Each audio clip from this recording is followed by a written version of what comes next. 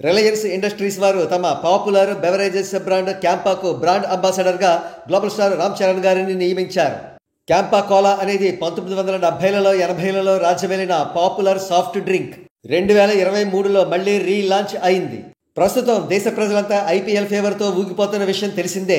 ఈ IPL matches ad బ్రేక్స్లో రామ్ చరణ్ గారి క్యాంపా యాడ్ ప్రసారం అవుతోంది.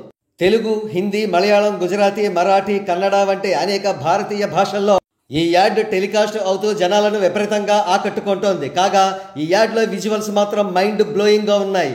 మంచి కాన్సెప్ట్ని కూడా సెలెక్ట్ చేసుకున్నారు. థీమ్ ప్రకారం రామ్ చరణ్ గారు ఒక యాక్షన్ సీక్వెన్స్ని చేస్తూ గాయపడతారు. అయినప్పటికీ పట్టు వదలకుండా వర్కౌట్స్ చేసి క్యాంపా తాగి తన యాక్షన్ సీక్వెన్స్ని సక్సెస్ఫుల్గా కంప్లీట్ చేస్తారు. పట్టుదల పట్టుదల క్యాంపాతో పట్టుదల అనేది ఈ యాడ్ స్లోగన్. కాగా రామ్ చరణ్ గారే తన వాయిస్ ఓవర్ దాదాపుగా అన్ని భాషలకు కూడా ఇచ్చారు.